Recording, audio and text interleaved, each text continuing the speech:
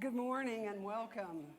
Welcome to Shining Mountain Center for Spiritual Living here in beautiful Kalispell, Montana. And look, outside there's not snow, there's sunshine. Isn't it beautiful? So it makes it a lot easier to come to the center if there's not snow on the roads. So we're glad that you joined us this morning. You joined your consciousness with ours. It gives us such a happy and joyous feeling to be able to come together in light and in love. And so I have a couple of announcements. We like to pray here, and there are prayer request forms on the back table. So if you have something that is heavy on your heart, or something you'd like us to celebrate with you, just fill out one of those prayer request forms and put it in the prayer box, and Reverend Yvonne and I will pray with you and for you all week. Also on the back table is a sign-up sheet for people who want to volunteer, and a sign-up sheet for people who might be interested in taking a foundations class. And we haven't decided yet exactly when it's going to start. We just want to see what the interest is. It would be on a Tuesday or a Thursday evening. So if you're interested, sign up and I'll get in touch with you. That being said, again, I want to welcome you because you make it great. And we have some special music for you. We do.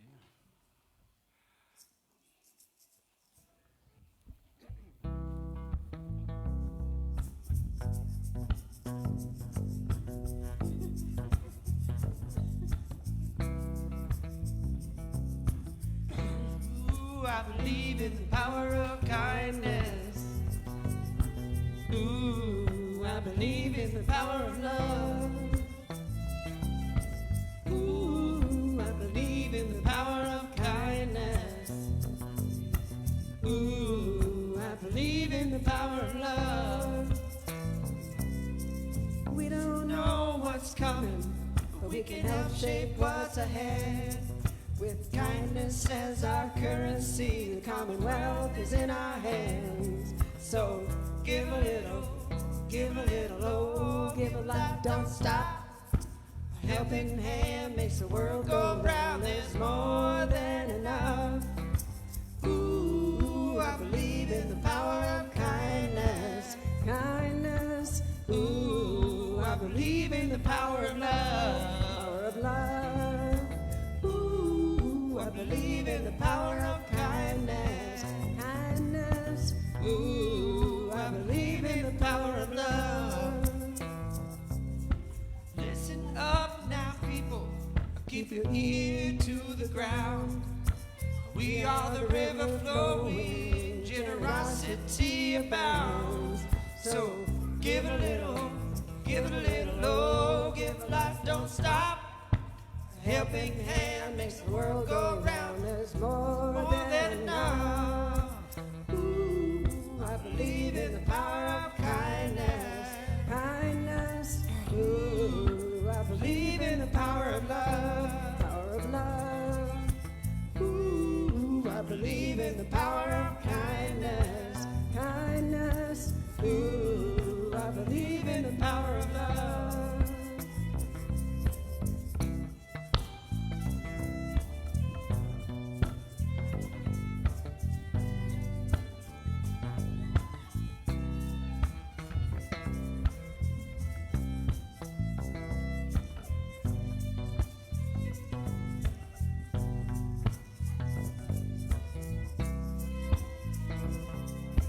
Honeybees of sweetness, only to help the world bloom.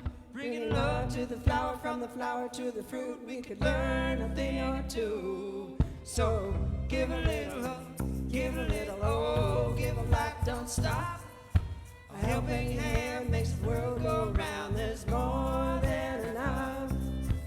Ooh, I believe in the power of kindness. Kindness. Ooh, I believe in the power of love. Love. Ooh, I believe in the power of kindness. Kindness. Ooh,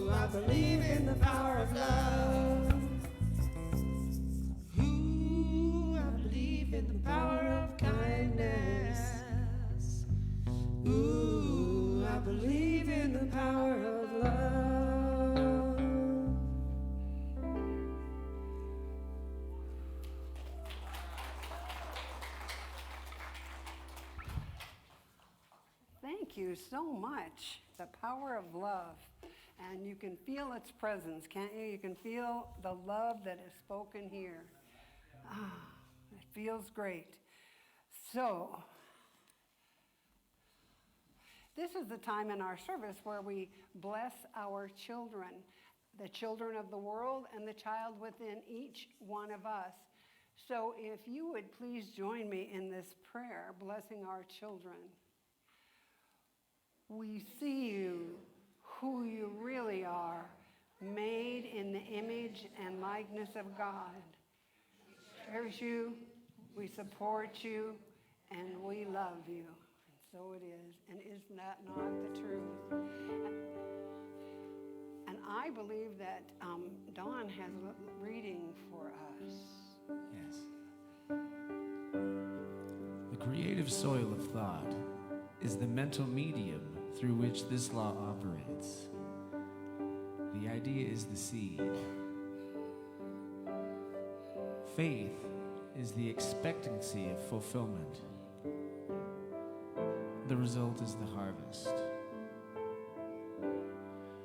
The seed time and harvest of your thought will depend entirely upon planting your affirmations with complete, unqualified faith, and then permitting the principle to produce the harvest.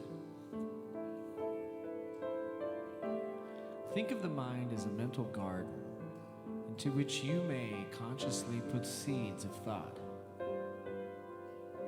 You can consciously remove any plant which you have already planted, either in ignorance or through fear.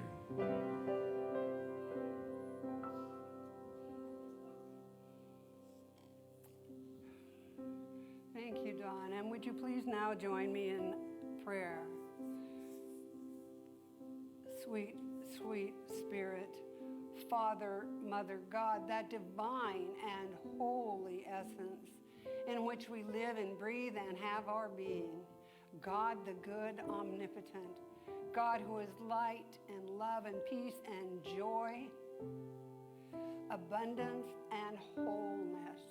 There is absolutely nothing outside of God, and I am one with it. And if that is true for me, that is true for all. One with the one with love, one with health and wholeness, one with peace and joy, one with abundance. So as I speak my word for today's service and for this day, I know that each one of us are individualized expressions of the one, that the light and the love and the joy and the peace of the divine flows in us and through us, that each and every person who we encounter is surrounded by our love and our joy. And I'm grateful. I'm grateful for the opportunity that we have to come together this morning. I'm grateful for each and every person who is here today. I am grateful for all of those who join us online. I am grateful for this community. I am grateful for the opportunity for each of us to be that individualized expression of spirit. And I release this word now to the perfect working of the perfect law, which always and only says yes.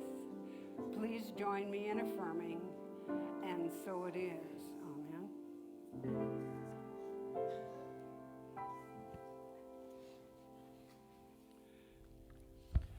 Ooh, I believe in the power of kindness.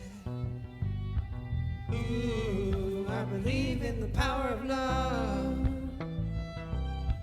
Ooh, I believe in the power of kindness. Kindness.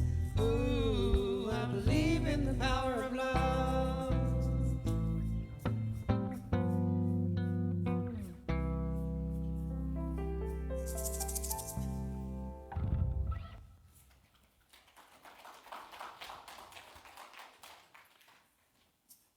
So my little clicker isn't working.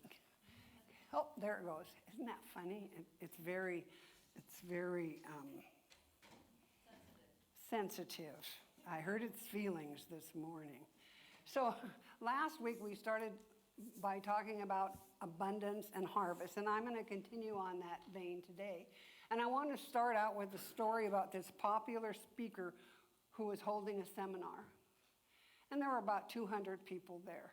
And so he held up a $20 bill and he said, "Who would like this $20 bill?" And 200 hands went up. And so he took this, but first he said, "I'll give it to one of you, but let me do this first." And he crumpled it all up in a ball. And then he said, "Who still wants it?" And again, 200 hands went up. "Well, what about if I do this?" he said, and he dropped the $20 bill on the ground and he crumpled it in the dirt. "Now who still wants it?" And once again, all the hands went up. So what I just showed you, my friends, he said, is a very important lesson. No matter what I did to the money, you still wanted it because it did not decrease in value. It was still worth $20. And many times in our lives, life crumples us and it grinds us into the dirt. But no matter what has happened or what will happen, you will never lose your value. You are special, and don't ever forget about it. You are special.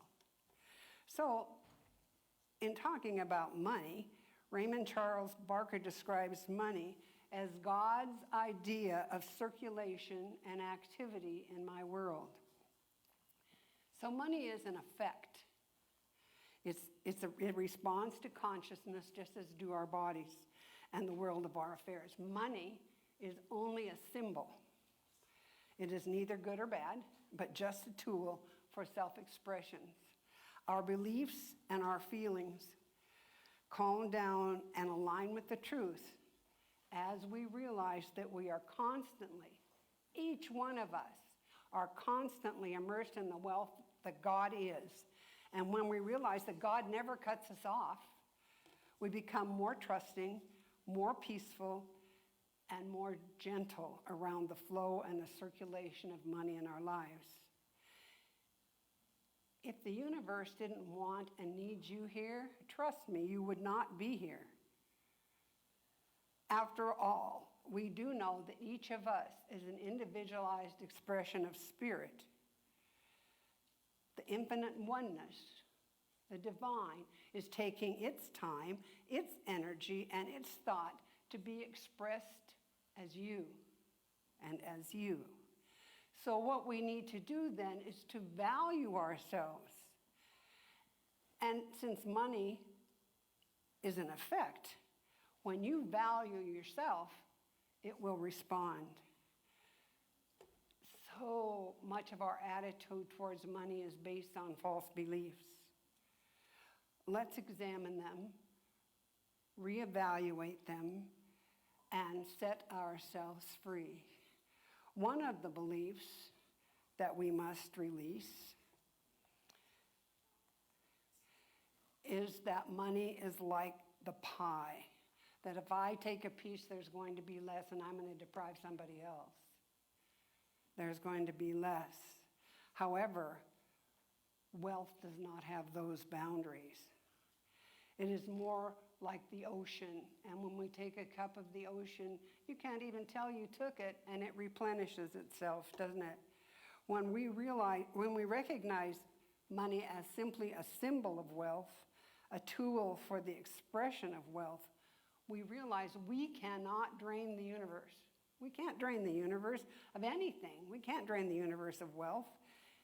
If you or I have perfect health, it doesn't deprive someone else of having health, does it? If you or I have a loving relationship, it does not deprive someone else of having a loving relationship. We forget the truth when it comes to wealth. We forget the truth of the divine because oftentimes, being good people, we hold ourselves back and deprive ourselves in the name of making sure that there's enough, there's plenty for everybody. Years ago, a prosperity teacher calculated that there was enough money in the world for every living person to have $8 million each if it was evenly proportioned, and if that's how you measure wealth. But remember, money is only a means of exchange. It replaced the barter system, so you don't take 2 chickens anymore to the doctor. You know, you pay the chicken farmer and you use cash to pay the doctor. The chicken farmer gets cash and uses cash to pay the doctor. So it's still part of the barter system. We're just using it as a tool of exchange. There's no lack in the infinite. There's always enough. There's just a lack in our conditioning, the conditioning of our minds. Money is not, of course, the only way for wealth to express in our lives. Not the only way for it to flow for our highest and our best. But we must be willing to include that in the flow in the ways that are highest and best. To hold back because of a belief in lack or deprivation and not enough just perpetuates that global consciousness of poverty. We, you and I, are here to thrive. We're here to thrive. It is my understanding that our experience of life in this world, if we are a clear conduit for the divine flow, it is easy and natural for the good to show up in all areas of our lives. All of them. If our conduit is clogged with beliefs that block the flow of good to us, we experience poverty, lack, and limitation. Sure. Our work is always in the middle layer of the teaching symbol. That is to say, it is in the creative medium. For those of you who don't know about the creative medium and our symbol, we're going to be holding a foundations class, and I'm not sure exactly when. It's going to either be on Tuesday or Thursday evening, and there's a sign-up sheet on the back table in case, if you're interested in doing that. So the creative medium, we get to work in, and we get to clear it. It's like pulling the weeds in the garden. You know, that's the creative medium is our garden, and we've planted all of these dysfunctional beliefs and untruths and nurtured them. And so it is our job then to pull those weeds, to get rid of those dysfunctional and untrue beliefs about the law. We can't just pretend they're not there. We have to bring them to light in order to be able to release them. Louise Hay said, "You can't clean your house if you can't see the dirt." We don't have to wallow around in the dirt. Just let it go. Release it with statements of truth. So let's all of us clean house. The great spiritual teachers weren't poor. They weren't poor. You know, we believe that Jesus was poor, but he wasn't. He was born in humble circumstances. There was no room at the inn. Would they have gone to the inn in the first place if they didn't have whatever was necessary to pay for their stay there? It was just full. They weren't poverty-stricken. So you don't check into an inn if you can't afford it. So Matthew's birth story says that Jesus was in Mary's house in Bethlehem when the Magi brought him gifts, and they brought him gold and frankincense, and he had a bookkeeper. He had a bookkeeper in his ministry, because you don't need a bookkeeper if you don't have any wealth. He wore a seamless robe. He mixed with the rich and poor alike, and he was supported by the women to whom he preached.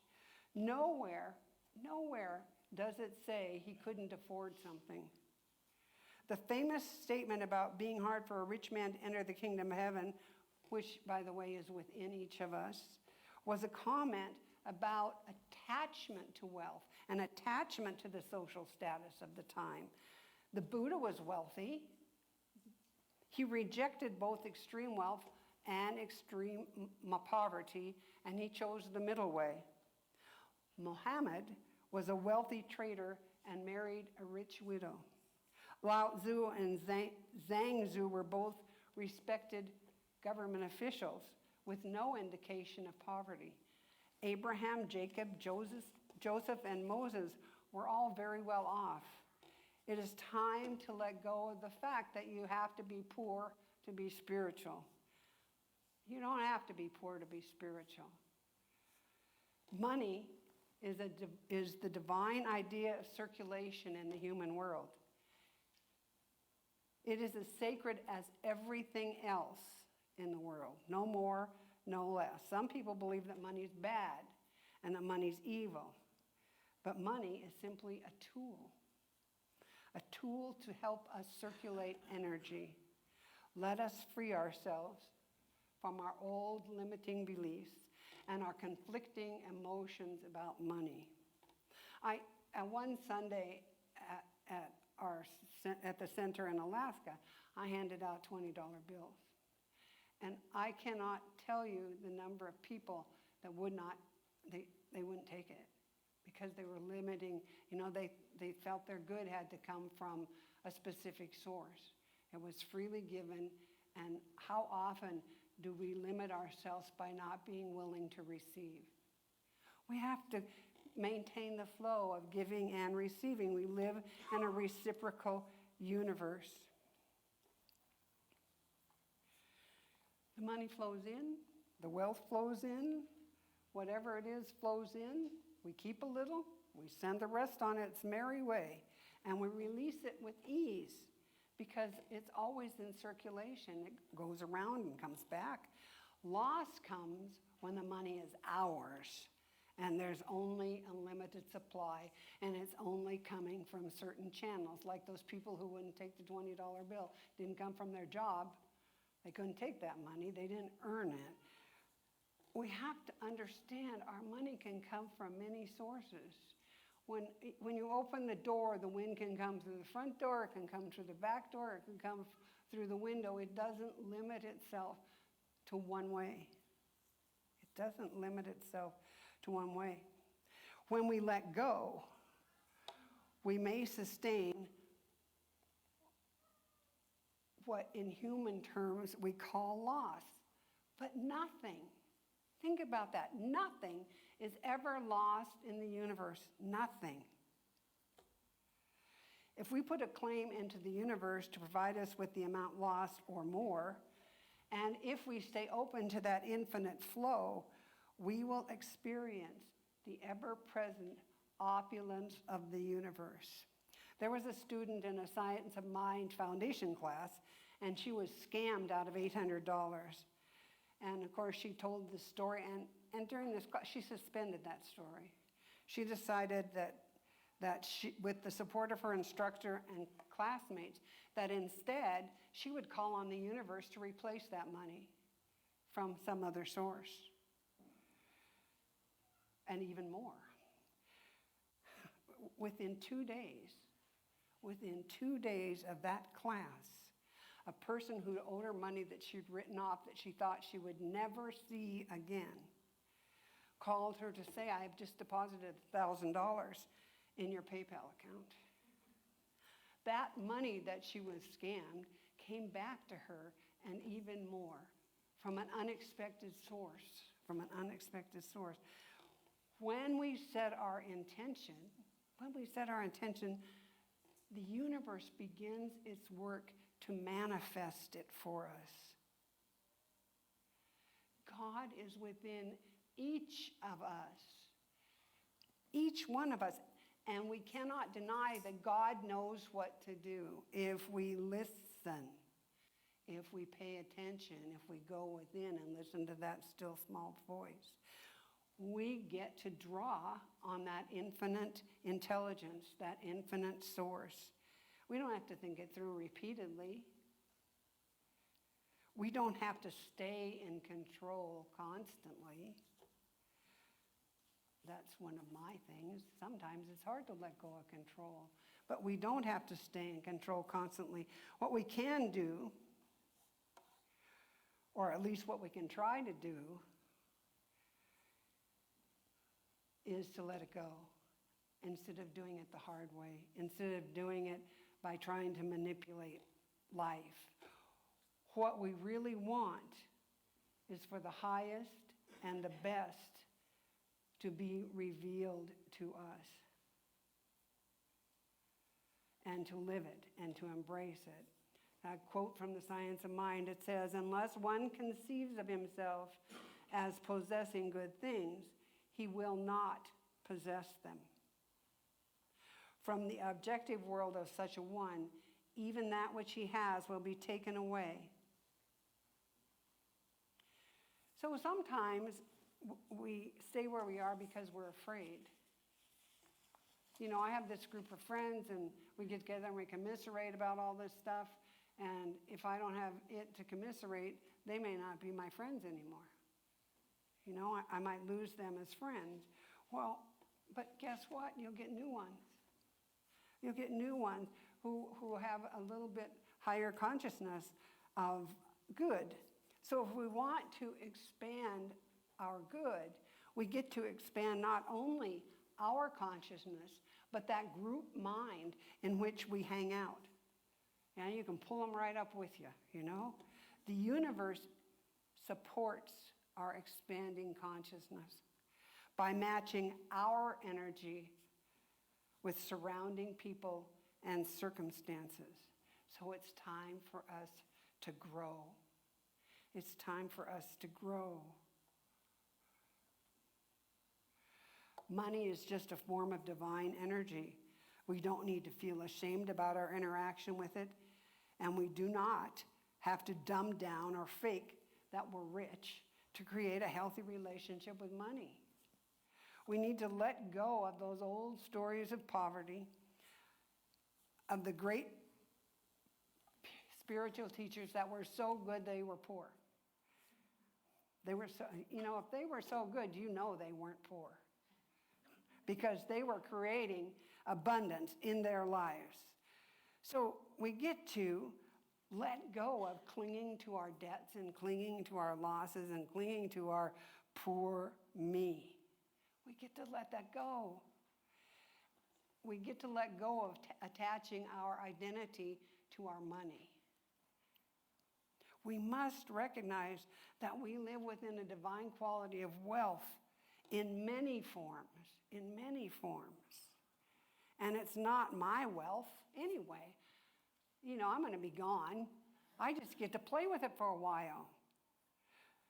So as we bring the mindset of everyday wonder, kind attention, and curiosity to our relationship with money, it will, like any relationship, blossom.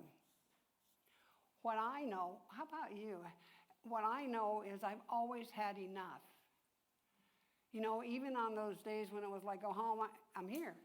How am I going to get through this? Because this or this or this, I don't have enough money, I don't have enough, I'm going to pay.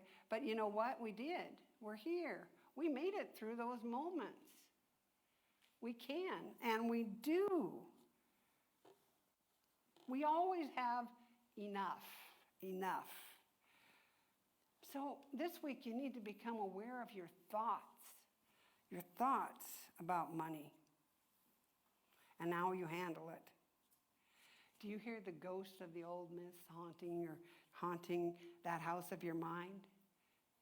Saying, you know, carrying on these conversations. So this week you get to be a ghostbuster, and you get to send those ghosts packing, because you don't need that negativity in your mind. You get to replace it with thoughts of goodness, friendly thoughts, expansive thoughts, supportive thoughts. You are an individualized expression of the divine. You can't get any better than that, can you? You can't get any better than that. A person is just what they think themselves to be. They are big in capacity if they think big thoughts. This is a quote from Ernest Holmes. They are small in capacity if they think small thoughts. They will attract to themselves what they think about most. That's from Creative Mind and Success. So, what story might you have embraced? Let's just stop for a moment and think about that. Is there a story that you might have embraced that is stopping the flow of opulence in your life? What are the things you need to do to replace those blocks? What is it that we need to do to clean our house, our mental house? It is up to each one of us to remember that happiness, substance, and supply exist in the divine. There's an unlimited supply out there. There's an unlimited supply, and it's up to us, to you and to you and to me. It's up to us to connect to it and to express it. The supply exists. We get to become it. We get to become it. God's bounty is available to us right here and right now if we claim it. Let us remember that we live in a consciousness of knowing that the kingdom of God is within us. We are individual expressions of the divine. The kingdom of God is within us. All of the good that we want, all of the good that we declare can be ours. Ernest Holmes says in Living the Science of Mind, we should expect so much good that we should conceive of it as being more than we even have the time to enjoy. Think about that. We should expect so much good that we should conceive of it as being more than we even have time to enjoy. We should feel the presence, we should appreciate it, and we should give thanks for this good. And you know, when you want good in your life and you give thanks for it, what we are grateful for, where we put our attention, that is what we create more of. So we really do want to be grateful for this and more. Thank you, God, for this and more. You are one with the divine, one with the powerful presence of Spirit. You can create good in your life. You can allow circulation to move in and through you. So your homework this week is to affirm that you are one with the one with that powerful presence of Spirit. So we have an affirmation, and I'm going to ask you to repeat it with me when I'm done. Good and more good is mine today. I claim it now. Let's say that together. Good and more good is mine today. I claim it now. And so let us just go within in this moment and know the truth of our being, individualized expressions of the one. Know that all of the good that God has created is ours.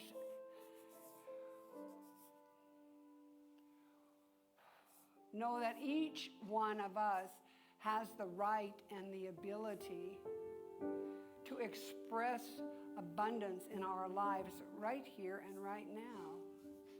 Knowing there is one life, and that life is God, and each one of us is an individualized expression of that life.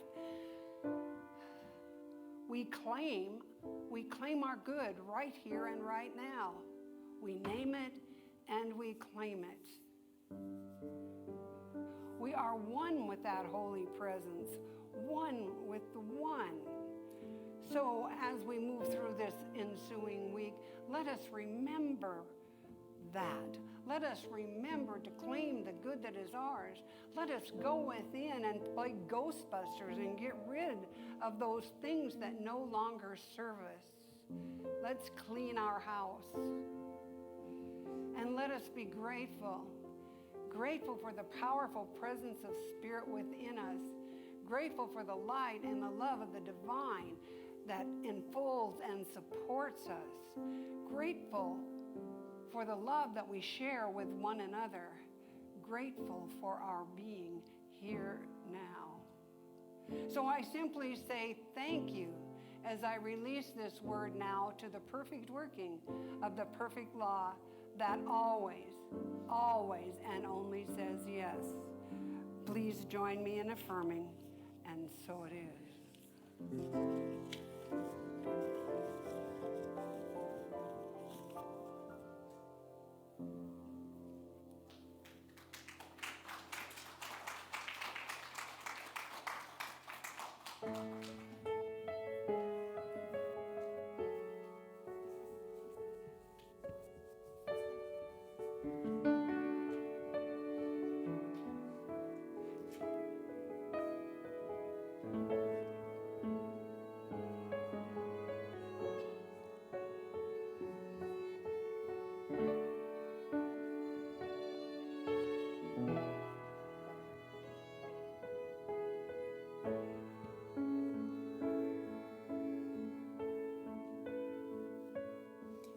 This moment, in this place, I remember who I am, letting fear and worry fall away from me. I open my eyes and see there is only love. There is only love. It's a love that heals, love that sets us free. There is only love.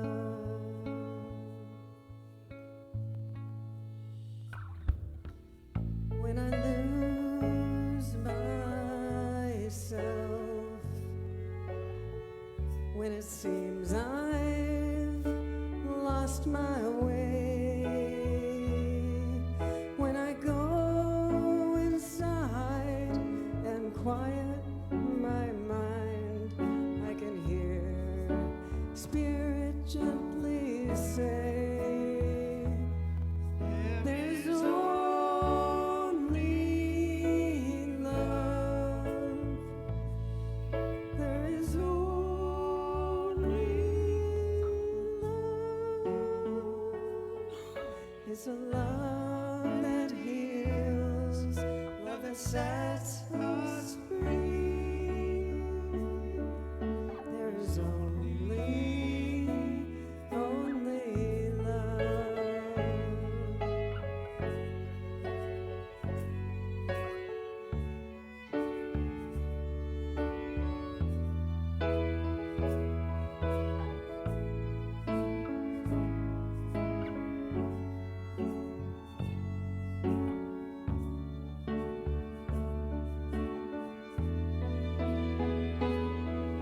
There is only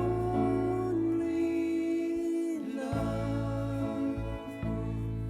There is only love. It's a love that heals, love that sets us free. There is only love.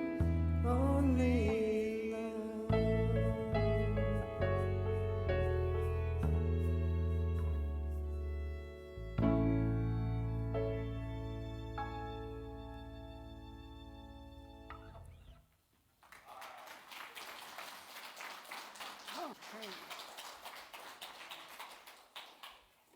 So blessings to our musicians, and a special blessing for Audie, who can't be with us today, but according to his wife, he is doing much better. So, yeah, tell him we're thinking of him, would you? very bad accident. Broke 9 ribs and a sternum, and was in the ICU for 4 days, and is now home. So, there's a lot of pain. He won't be playing his horn for a few months, and that's sad. But maybe we'll get him back in a couple weeks to play the drum. That would be good. That would be good. Yes, yes. He's doing much better. Thank you, Jamila and Red He's Star. alive. That's that. It was a semi that, and never mind it, it was being crazy, and he's alive. That's wonderful. Thank you, Jamila. And thank you, Red Star and Dawn, and Jamila, for your beautiful music today. So, if I could get this thing to work. It's time now for our putting into practice the law of circulation. And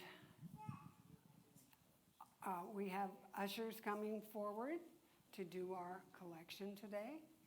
And for those of you online, if you want to donate, you can go to our website and click on the donate button. In the meantime, please join me in this prayer of spiritual giving and receiving.